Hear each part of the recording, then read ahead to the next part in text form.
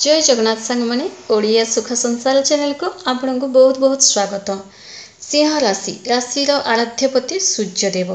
सिंह राशि बेले April May जून ए 3 मास भितर आपण जीवन में कौन परिवर्तन होगाकू जाउछि, कौन शुभ फल आपण रही 3 मासरे 3 मासरे आपण जहाँ चाहूँगी ताहा आपण कौन पाइपर, क्यों ग्रह आपण को शुभ फल प्रदान करने जो आपण लक्ष्य आपण हासिल करें, आपणकर किसी गुप्त इच्छा पूरण हो पार कि यही 3 मास भितर सबकि मुझे जनइबी यही वीडियो माध्यम सिंह राशि बेले जदि आपण आम ओडिया सुख संसार चैनल को नुआ चैनल टी सब्सक्राइब करूँ। वीडियो जदि आपको पसंद आसते ताहले निश्चय गोटे लाइक कर दिंतु एवं कमेंट्स मते जणातु कि आपण क्यों ठाकुर को अधिक मानुचंती बोली।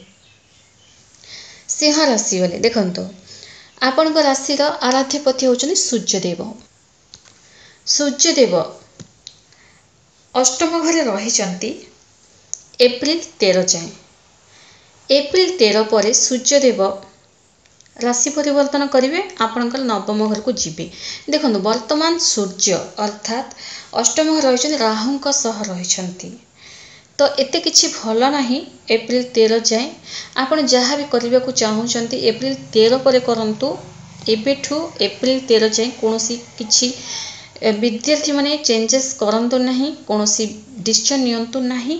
एप्रिल 13 पर करवा आपण भल, कारण राहु सह बसवा अर्थात सूर्य राहु एक साथ रहिबा ग्रहण दोष। जो काम हाथ देवे गोटे ग्रहण लगिला परिका से कामटी हेनी।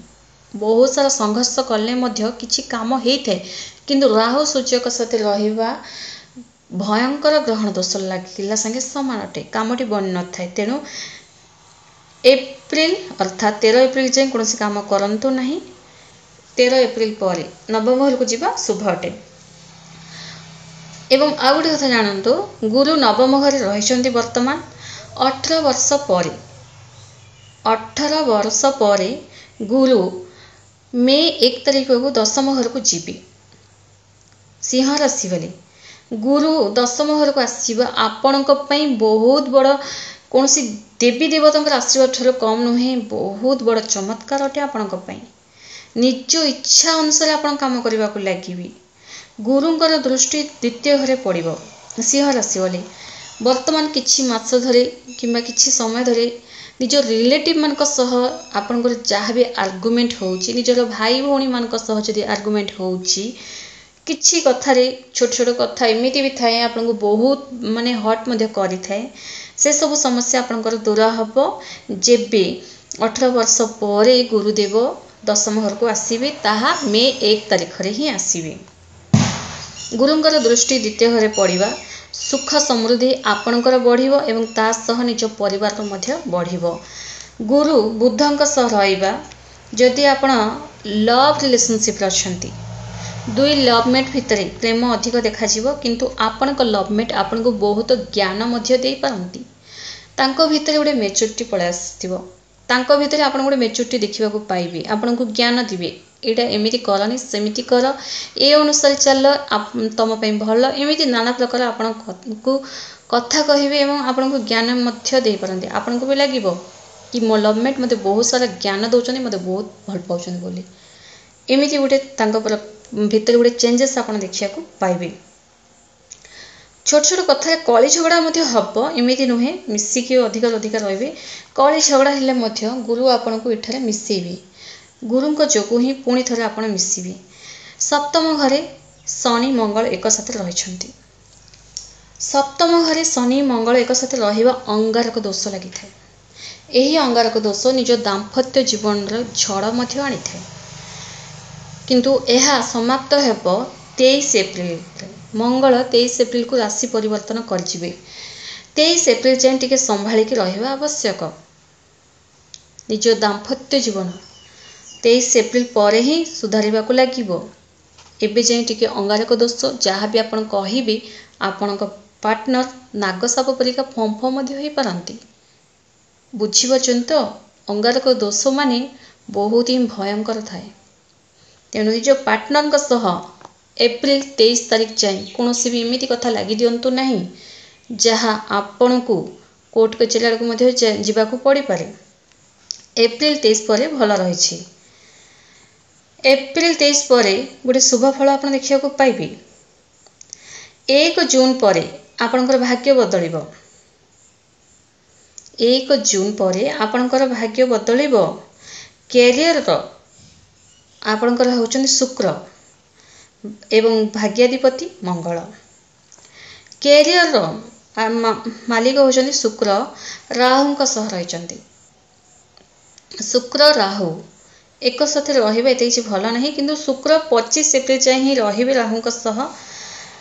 देखंतु काहे कि भल नहीं। शुक्र राहु एक साथ रहिबा कौन होता है ना, काम रे टोटाली मन लागिबो नहीं। गोटे कामुकतार शक्ति बढ़ी थाए। सब बेले लव चक्कर पड़ी किंबा अन्य कौन झील पछरे पड़ी, अन्य पुओ पछरे पड़ी, लव स्टोरी शुणी, सोशल मीडिया प्रति बेसी अट्राक्ट हेबी, फेसबुक किंबा इंस्टाग्राम अधिक अधिक चलि, एमती गोटे जमीन कि निजर समय नष्ट हो। शुक्र एवं राहु एक साथ रहिबा कौन होता है ना, निज ही विपद खोजला संगे समान होता है। तेणु ये जो समय आप नष्ट करने को चाहिए केबे जाए 25 एप्रिल जाए। 25 एप्रिल पर निजर काम आपणकर मन लगे, कम गोटे भल प्रशंसा पाइबे। आप शुक्र नवम घर जावा गोटे शुभ फल आप देखा पाइबे।